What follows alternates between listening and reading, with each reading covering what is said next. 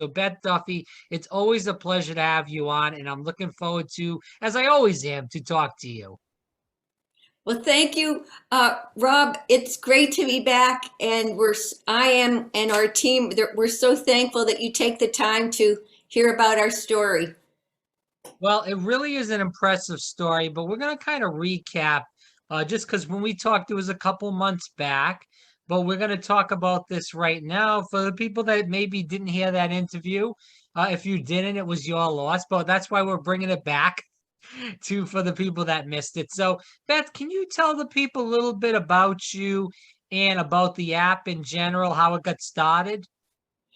Yes. So, Rob, we had a family Christmas tradition that started 20 years ago that we would tape a construction paper tree to our kitchen cabinet and add ornaments as one of us completed a kind act.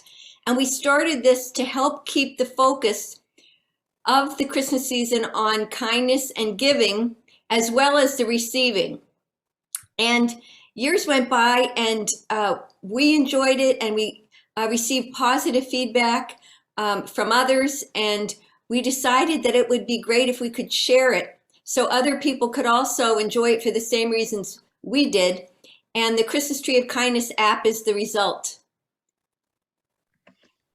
And then, Rob, what I like to say is all the details are on our website christmastreeofkindness.com. But just briefly summarizing, each ornament on a virtual or a printed tree is added after completing a kind act. And there's a free version that includes the virtual activity that can be enjoyed on iPhones and iPads. And then the 99-cent version, you get all the features, which includes the ability for us to connect on multiple devices to decorate virtual trees, a new Christmas story about the first Christmas Tree of Kindness, as well as a printable craft activity, and that means you can print 2 pages, which includes a blank spruce tree with 39 ornaments that you can also put on your kitchen cabinet and add cutout ornaments and add as kind acts are completed. Because we realize, although we love the app activity, apps aren't everybody's bag. Right. No, I hear you.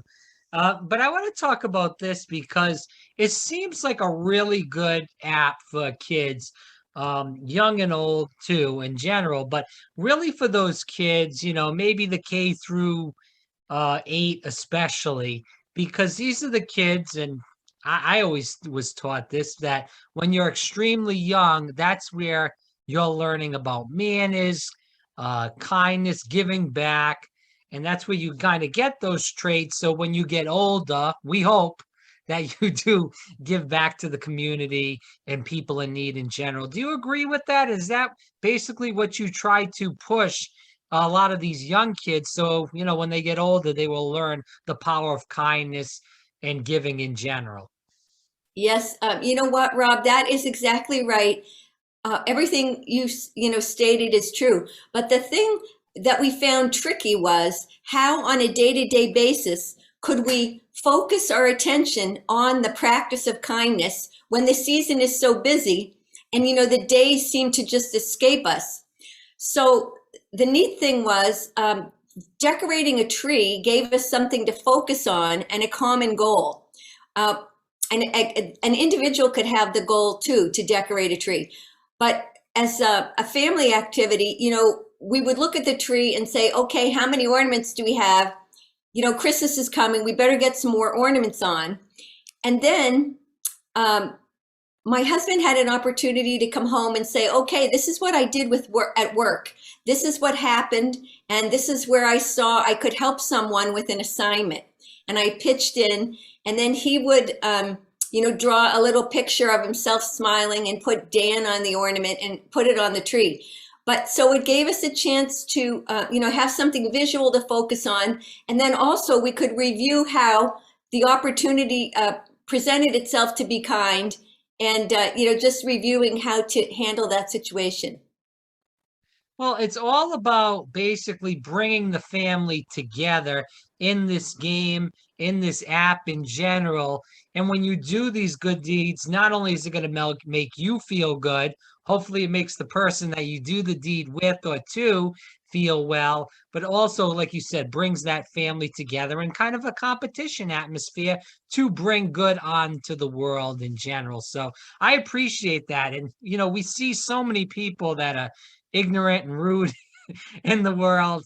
And we hope that something like what you're doing with this app, especially in this time of the season of Christmas, we're getting towards here in America, Thanksgiving too, of course, is before Christmas. So we are taping it before that. But regardless of that, in these seasons of thanks and giving, we hope people look at this app and try to do something with the family. It's always nice to get the family around whether it's Christmas or not, and to participate in these type of games that will bring the family together. So I appreciate what you're doing with the app like that.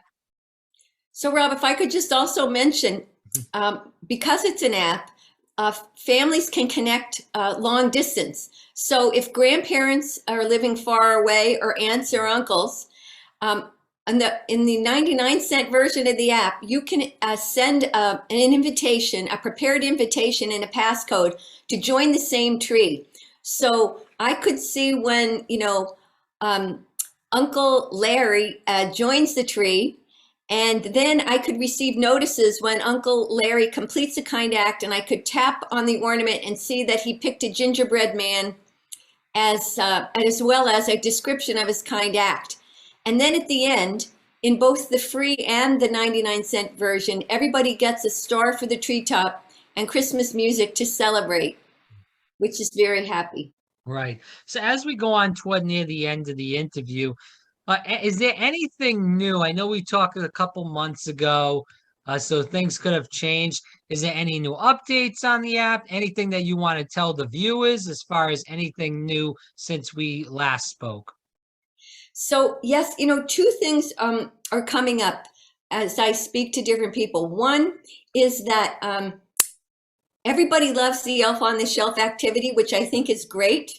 But some people are planning on using the app activity in conjunction with their Elf on the Shelf activity, or some people just are looking for a different alternative this year. So, just to plant the seed of thought that, it is a Christmas activity, a family activity, and although their activity comes in a box, ours comes in an app, and you get the printable, the book, and the app activity all in a virtual form.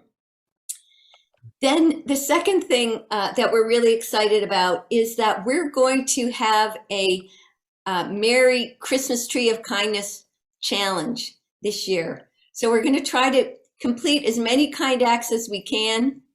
And if people would consider following us on Facebook, Instagram at Christmas Tree of Kindness, or Twitter at Kindness Xmas, XMAS. We're challenging everyone to do 10 acts of kindness before December 25th. And the power of this is that it's great if I'm at home and I do 10 acts of kindness before Christmas, but it's an amazing thought if we can encourage other people. And, by the time Christmas comes, we can all feel that we really made some positive changes in the world by December 25th.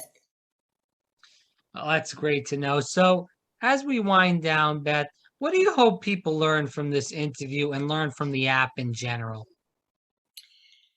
I would like them to learn that everybody can have an impact. And it might sound cliche, but it's our cliche. And that is one kind act at a time, one ornament and one kind act at a time. Each of us can impact our world in a positive way. And as you mentioned, children, if children would learn this at a young age, I think when they get older, perhaps they can even have larger positive impacts. But it's important to know that each of your actions count. And then joined with that thought is that, working together, we can even make a bigger difference. Again, Beth Duffy, thanks so much for your time. It's always a pleasure to have you on, and this will definitely not be the last. If I got anything to do with it, that we're going to have you on here. Thank you, Rob. We appreciate your support, and you have a tremendous show. So thank you so much. All right.